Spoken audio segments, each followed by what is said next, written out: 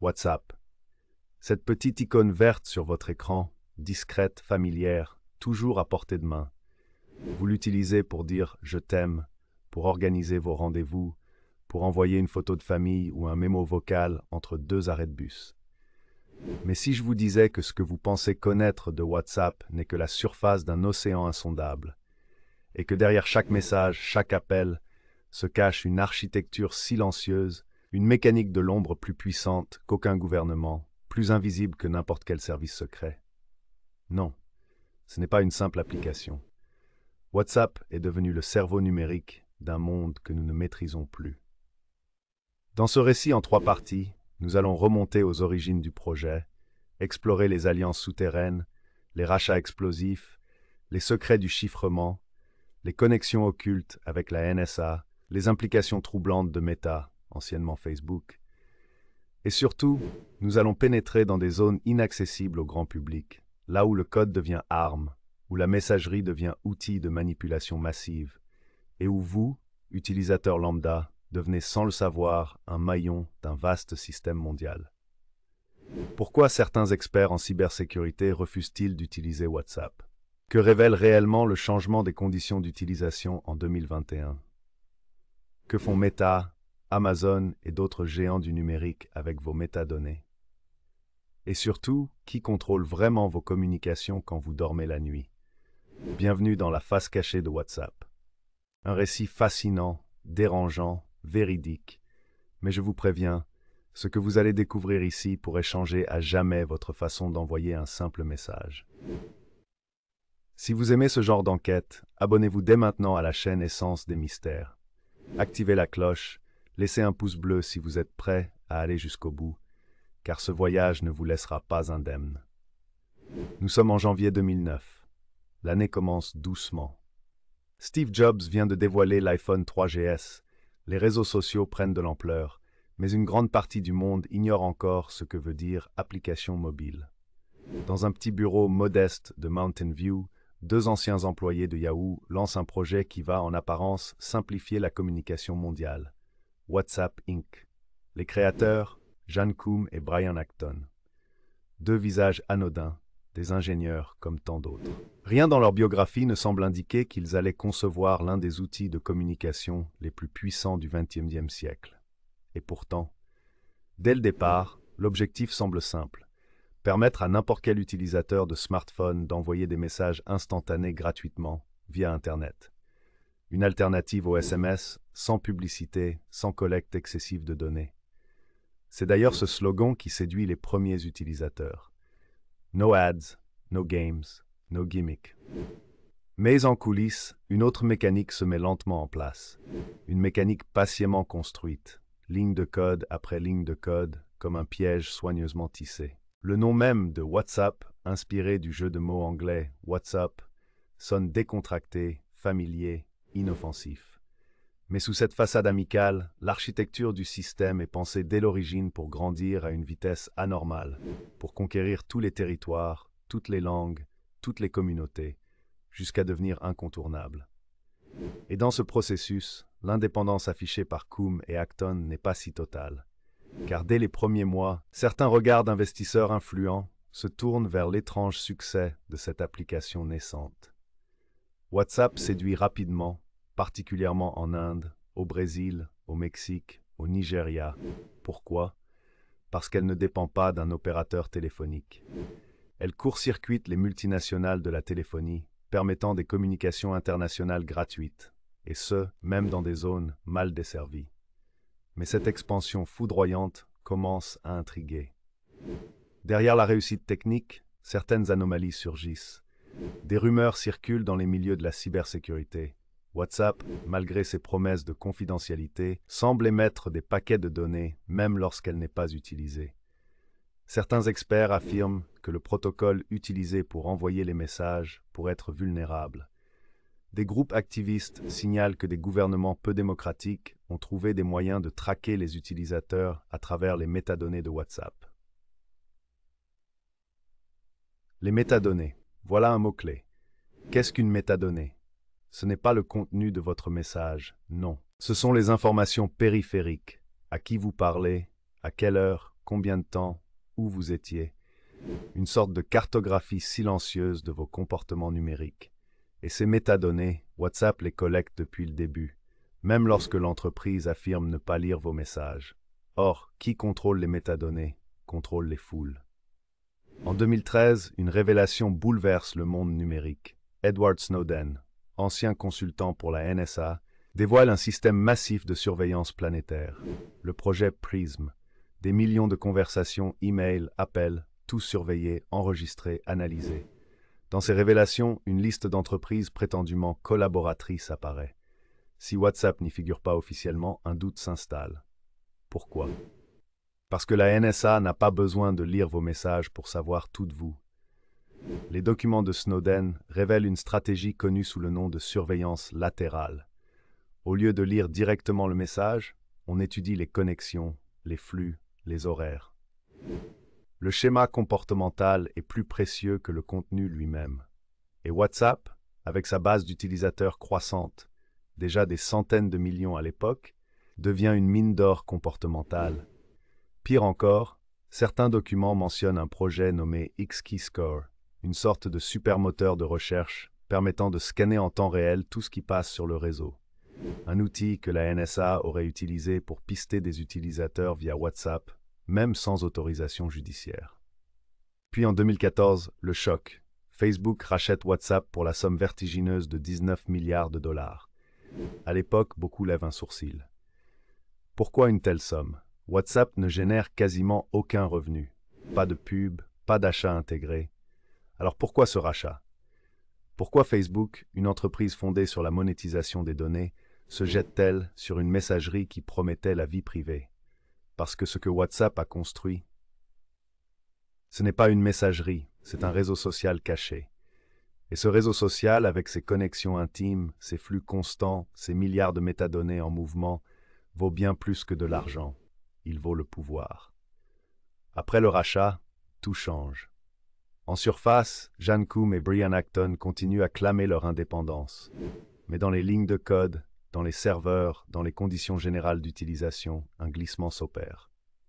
En 2016, WhatsApp annonce un partage limité de certaines informations avec Facebook. Puis le mot « limité » disparaît. Et en 2021, un ultimatum est imposé aux utilisateurs. Acceptez nos nouvelles conditions ou perdez l'accès. En 2016, pour faire taire les critiques, WhatsApp annonce l'intégration d'un système de chiffrement de bout en bout, end-to-end encryption, développé avec l'aide de l'équipe derrière Signal Protocol. Cela signifie que seul vous et votre destinataire pouvez lire les messages, personne d'autre, même WhatsApp, une vraie révolution.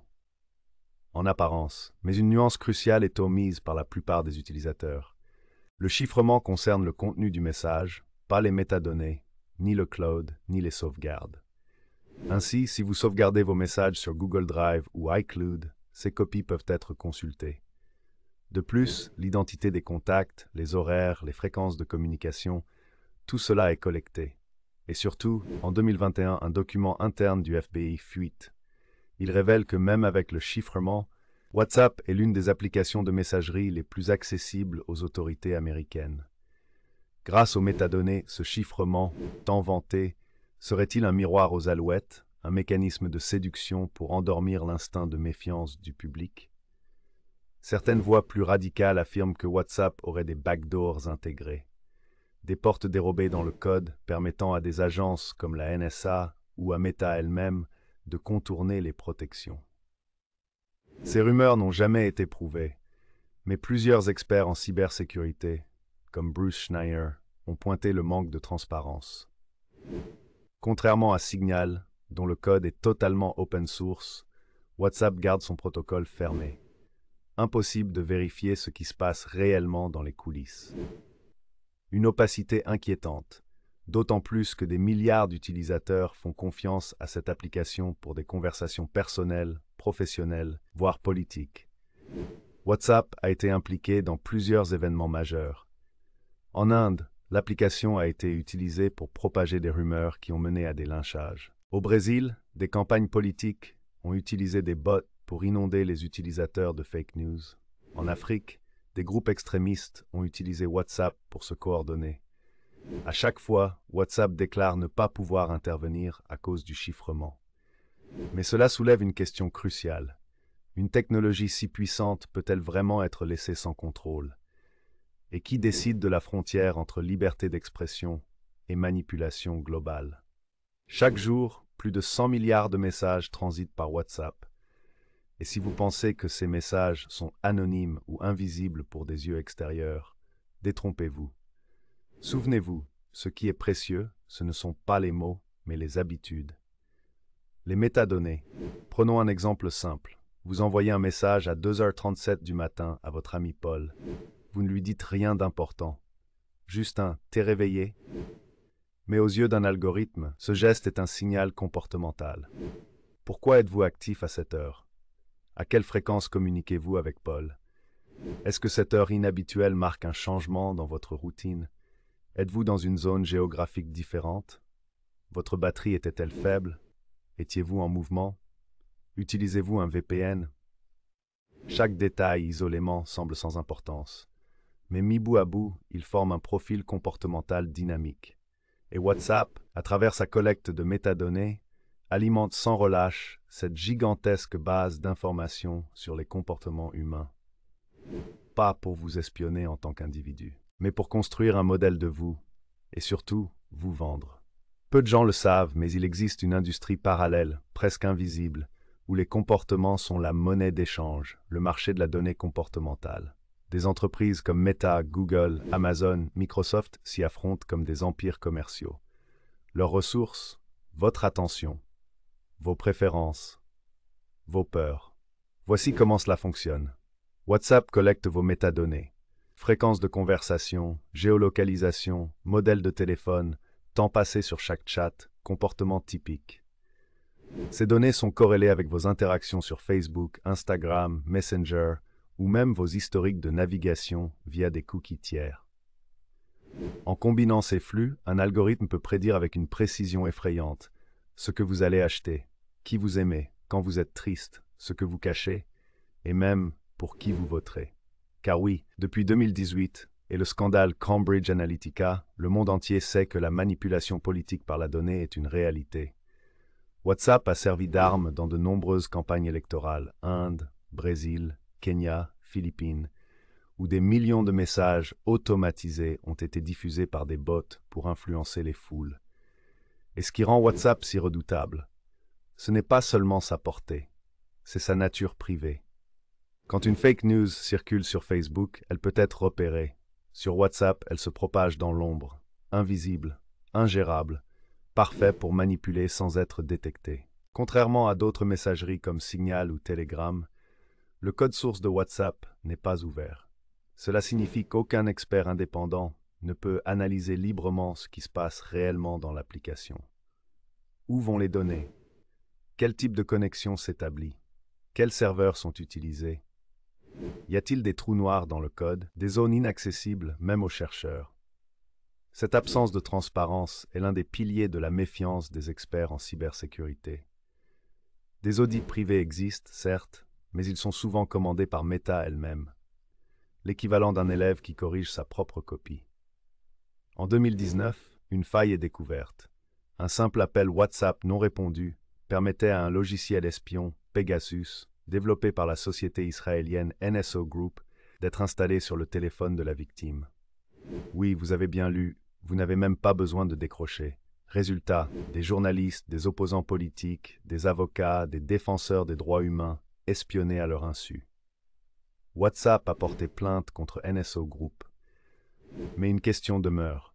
Comment une telle faille a-t-elle pu exister dans une application aussi utilisée? Et surtout, combien d'autres failles dorment encore dans le code? Souvenez-vous, en janvier 2021, WhatsApp impose un choix binaire aux utilisateurs. Acceptez nos nouvelles conditions d'utilisation ou perdez l'accès à l'application. La polémique est mondiale. Le monde découvre que WhatsApp s'autorise désormais à partager certaines données avec Facebook pour améliorer l'expérience. Mais l'expérience de qui, exactement? De l'utilisateur ou de l'annonceur? L'Europe, protégée par le RGPD, Règlement général sur la protection des données, échappe partiellement à cette fusion. Mais ailleurs, les données circulent librement. Face à la colère, WhatsApp tente de rassurer. Vos messages sont toujours chiffrés. Oui, mais pas vos comportements. Des millions d'utilisateurs fuient vers Signal ou Telegram. Elon Musk lui-même tweet « Use Signal ». Mais l'effet s'épuise vite. WhatsApp reste dominant. Et beaucoup d'utilisateurs, épuisés, résignés ou ignorants, acceptent les nouvelles conditions. Le piège s'est refermé. À première vue, WhatsApp Business semble une bonne idée. Permettre aux entreprises de dialoguer directement avec leurs clients. Commander une pizza, réserver un billet, suivre une commande. Mais ce que peu qu'on comprenne, c'est que chaque interaction commerciale sur WhatsApp devient une source de monétisation pour Meta. Voici ce qui se joue réellement. Une entreprise qui utilise WhatsApp Business externalise une partie de sa relation client à Meta. Chaque mot échangé, chaque temps de réponse, chaque clic devient une donnée valorisable. WhatsApp propose même des outils d'analyse comportementale intégrés, permettant de cibler, relancer, influencer. C'est l'introduction d'une IA commerciale invisible dans vos conversations privées. Plus encore, Meta a commencé à tester la publicité intégrée aux conversations. Aujourd'hui dans les comptes business, demain peut-être chez vous. WhatsApp devient alors un marché invisible, où vos discussions deviennent des opportunités de vente, vos émotions des signaux marketing, votre vie privée une illusion. Depuis 2020, un phénomène discret prend de l'ampleur. De plus en plus de chercheurs, journalistes, avocats, lanceurs d'alerte délaissent WhatsApp. Pourquoi? Parce qu'ils savent ce que les autres ignorent. Ils utilisent Signal pour son code ouvert, son modèle non commercial, Threema, Wire, Session, d'autres alternatives conçues pour être hors réseau, sans serveur centralisé, sans lien avec les GAFAM. Mais quitter WhatsApp n'est pas simple. C'est comme s'exiler socialement. Tout le monde y est. C'est cela, la vraie puissance de l'application. Elle ne repose pas sur sa technologie, mais sur sa masse critique. Même si vous voulez partir, vous devez rester, car les autres y sont. C'est l'effet réseau, l'équivalent numérique d'une prison douce. WhatsApp ne s'arrête pas. Meta prépare la fusion des services de messagerie de Facebook, Instagram et WhatsApp. Un écosystème unique connecté à votre nom, votre visage, votre historique, vos habitudes. L'objectif? Vous offrir une expérience fluide, dit-on. Mais en réalité, il s'agit de centraliser l'information comportementale mondiale dans un seul cerveau algorithmique. Bientôt, les intelligences artificielles de Meta pourront vous proposer des publicités basées sur vos conversations privées, analyser vos émotions à partir de vos messages vocaux, détecter vos ruptures sentimentales, vos faiblesses, vos passions. La messagerie, autrefois outil de liberté, devient une interface de captation totale. On a souvent dit que le téléphone est une extension de soi. Mais dans l'écosystème de WhatsApp, ce n'est pas le téléphone qui importe, c'est le numéro. Contrairement à d'autres messageries, WhatsApp ne permet pas de créer un compte sans numéro de téléphone personnel. Ce numéro devient alors votre identifiant unique global. Un identifiant qui est lié à votre carte SIM, triangule vos positions via les antennes, est associé à vos comptes bancaires, réseaux sociaux, abonnements, et parfois, dans certains pays, directement lié à votre carte d'identité nationale. Ce numéro est la porte d'entrée vers une centralisation de vos données personnelles, sans même que vous vous en rendiez compte. Ainsi, WhatsApp devient bien plus qu'un simple messager. Il devient une brique invisible de l'identité numérique mondiale. En Inde, un programme gouvernemental massif nommé IndiaStack a été lancé. Son but, créer une infrastructure numérique unifiée autour de l'identité citoyenne. Au cœur de ce système, l'identifiant Aadhaar, une identité numérique biométrique reliée à chaque citoyen, contenant empreinte digitale, scan de l'iris, numéro de téléphone, compte bancaire et bien sûr accès aux applications comme WhatsApp. Ce qu'on ignore souvent, c'est que Meta a été un observateur très attentif du déploiement de ce système. Des rapports internes suggèrent que le succès du modèle Aadhaar a suscité l'intérêt d'une adaptation dans d'autres régions du monde, Amérique latine, Afrique, Asie du Sud-Est, sous des formes légèrement différentes, mais toujours avec la même finalité, lier les plateformes numériques aux identités légales. Imaginez votre compte WhatsApp comme extension officielle de votre passeport numérique. Vos messages analysés pour déterminer votre crédit social, à la manière du modèle chinois, et l'impossibilité de disparaître du système, car votre identité est liée biométriquement à votre téléphone. Derrière l'évolution de WhatsApp, une vision se dessine, celle d'une super app. Un unique espace numérique où vous pourrez discuter avec vos amis, effectuer des paiements, gérer vos documents officiels, réserver un billet de train, suivre votre santé, consulter vos assurances. Cela peut paraître pratique, mais dans des mains malveillantes, ce système est l'outil de contrôle ultime. Une simple mise à jour des conditions d'utilisation pourrait forcer la vérification faciale pour accéder à vos messages, imposer la validation d'un compte bancaire pour utiliser les fonctions avancées, ou même suspendre votre accès si votre comportement est jugé non conforme. On ne parle plus ici de publicité ou de monétisation. On parle de pouvoir pur et simple. Meta investit des milliards dans le développement d'intelligence artificielle conversationnelle. L'objectif, que vous puissiez parler avec une IA comme vous le feriez avec un ami. Imaginez un futur proche où vous ouvrez WhatsApp et une IA vous propose « Bonjour, vous semblez préoccupé. Souhaitez-vous en parler ?» Votre conversation avec Julie semble tendue. Voulez-vous des conseils relationnels? Vous avez mentionné un mal de dos. Voici quelques spécialistes près de chez vous. Cela semble bienveillant, utile, humain. Mais cela repose sur une capacité terrifiante. L'analyse sémantique de vos messages privés. En temps réel, WhatsApp affirme aujourd'hui que cela n'arrivera jamais grâce au chiffrement. Mais si vous donnez l'autorisation, si l'IA vous promet de vous aider, si les conditions d'utilisation évoluent discrètement, ce n'est pas la technologie qui nous piégera, c'est notre besoin de confort, de conseils, d'aide. Ce sera un piège doux, tissé de nos propres désirs. Certains gouvernements tentent de prendre le contrôle ou de contourner la toute-puissance de WhatsApp. En Iran, le service est bloqué. En Russie, des alternatives locales sont favorisées. En Chine, WhatsApp est interdit depuis des années, remplacé par WeChat, véritable empire numérique sous contrôle étatique. Mais dans la plupart des pays démocratiques, une symbiose étrange se développe entre les États et les GAFAM. Les entreprises comme Meta offrent des données comportementales globales, des modèles d'intelligence artificielle prédictifs et des outils de surveillance douce. En échange, une tolérance politique, parfois même une collaboration silencieuse. WhatsApp, dans ce cadre, devient un pont entre le privé et le politique, entre la technologie et l'idéologie. Devant ce constat, la question revient inlassablement. Peut-on vraiment échapper à WhatsApp? Techniquement, oui. Mais socialement, voici quelques pistes concrètes pour reprendre le contrôle. Utilisez Signal, application open source, sans tracking ni publicité. Activez les paramètres de confidentialité avancés sur WhatsApp. Cachez votre VUA, vos photos de profil, votre présence en ligne. Désactivez les sauvegardes automatiques. Créez un numéro secondaire pour isoler vos cercles sociaux. Bannir les conversations sensibles de WhatsApp. Ne traitez jamais d'affaires sérieuses ou intimes via cette app. Favorisez le chiffrement local, la double authentification et la désactivation des accès micro-caméra en dehors des appels. Mais surtout, changez votre relation à l'outil. WhatsApp n'est pas neutre, c'est un écosystème conçu pour vous comprendre, vous influencer et vous vendre. Pour conclure ce voyage, une citation s'impose. Le meilleur moyen de contrôler une population, c'est de lui faire croire qu'elle est libre.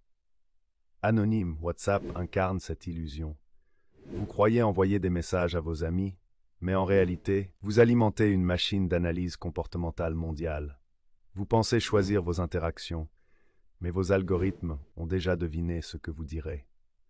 Il ne s'agit pas de tomber dans la paranoïa, mais d'ouvrir les yeux sur un système qui avance masqué, souriant, fluide, indispensable. La liberté numérique ne sera pas un don, elle sera un combat de conscience. Si vous êtes encore là à cet instant précis, alors permettez-moi de vous dire merci du fond du cœur. Vous avez pris le temps de plonger avec nous au-delà des apparences. Vous avez écouté chaque détail, questionné chaque vérité et surtout, vous avez ouvert la porte de votre esprit là où tant d'autres la laissent fermée.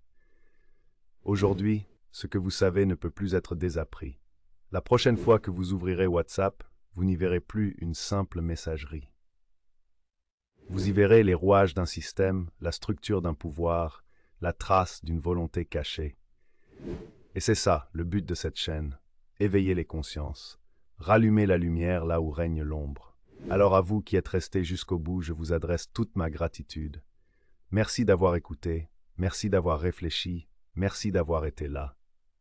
Si ce récit vous a touché, intrigué ou simplement poussé à voir les choses autrement, likez la vidéo, partagez-la et surtout abonnez-vous à Essence des Mystères car ce n'est que le début. D'autres vérités attendent d'être révélées, d'autres voiles d'être levés. Prenez soin de vous et surtout restez lucide, restez libre. À très bientôt pour une nouvelle révélation.